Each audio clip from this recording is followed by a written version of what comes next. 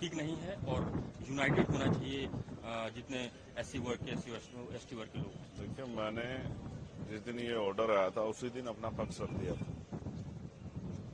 पहली बात, SC ST का जो रिजर्वेशन है उसका आधार आर्थिक नहीं है कि उसमें क्रीमी लेयर या वर्गीकरण किया जाए। उसका आधार जो है वो अनटचेबिलिटी है, छुआछूत है, भेदभाव है, जातीय उत्पीड़न है।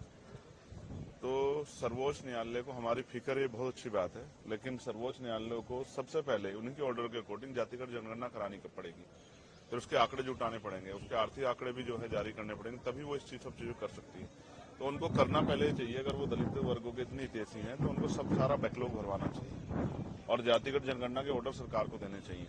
अगर एससी एसटी एकजुट रहेगा तभी अपनी लड़ाई लड़ पाएगा।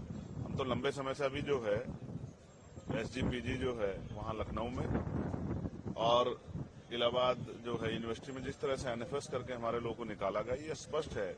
उन एनएफएस को भरवाने के लिए सरकार ने क्या किया है, उन एनएफएस को भरवाने के लिए सुप्रीम कोर्ट ने क्या किया है, तो वो कुछ नहीं किया है। हाँ, हमेशा कोशिश ये की गई है कि इनके जो लड़ने वाले लोग हैं उनकी ताकत कम किया जाए। अब एससी एसटी बटने वाले नहीं, आप ही देख लो इस फैसले का कितना समर्थन, कितना विरोध हो रहा है। तमाम लोगों में इसका विरोध है।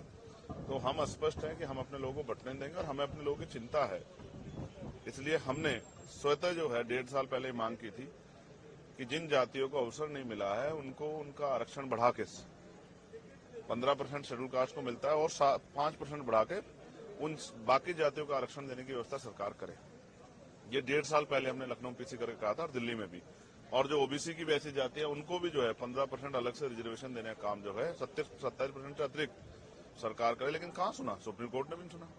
तो जब आप ईडब्ल्यूएस 10% दे सकते हो तो आप जो है 5% शेड्यूल कास्ट के लोगों को बढ़ा क्यों दे सकते? तो मेरा मत तो ये है कि 100% रिजर्वेशन 2% सरकारी नौकरी में कर देते हैं, 98% प्राइवेट सेक्टर है। 2% सरकारी नौकरी में 100% रिजर्वेशन होगा तो इसकी इतनी संख्या उसको आधार पर उसको मिलना चाहिए। हम सहमत हैं, हमारे भाइयों को कुछ मिलेगा तो हम तो आगे बढ़कर उनका स्वागत करेंगे। लेकिन अगर कोई साजिश करके, कोई षड्यंत्र करके हमारे अधिकारों को लूटने का काम किया, छीनने का, तो ये हम बर्दाश्त नहीं करेंगे। डाका नहीं बर्दाश्त करेंगे अपने हकों पे।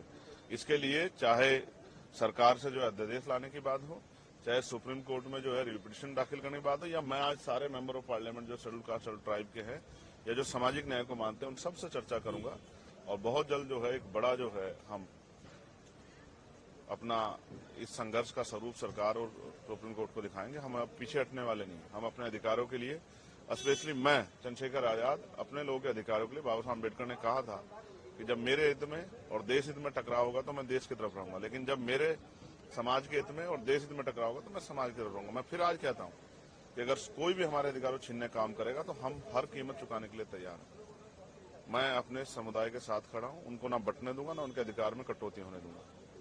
उनके लिए खड़ा हूं, उनके लिए था, उनके लिए हूं और उन्हीं के लिए हम लोग राजनीति कर रहे हैं। धन्यवाद। वक्फ बोर्ड में एक बात आ रही है, वक्फ बोर्ड के वक्फ एक्ट की चेंजेस होने वाले हैं, उसमें कुछ अमेंडमेंट बदलने वाले हैं जिससे प्रॉपर्टीज का मुसलमानों की कितनी हितैषी है केंद्र और यूपी की सरकार और तमाम सरकारें बीजेपी की, इसकी से छिपावा नहीं। मैं फिर कह रहा हूं, आपका मकसद जो है इन वर्गों को कमजोर करना हो सकता है, ताकतवर करना नहीं हो सकता। कभी हम अच्छी तरह जानते हैं।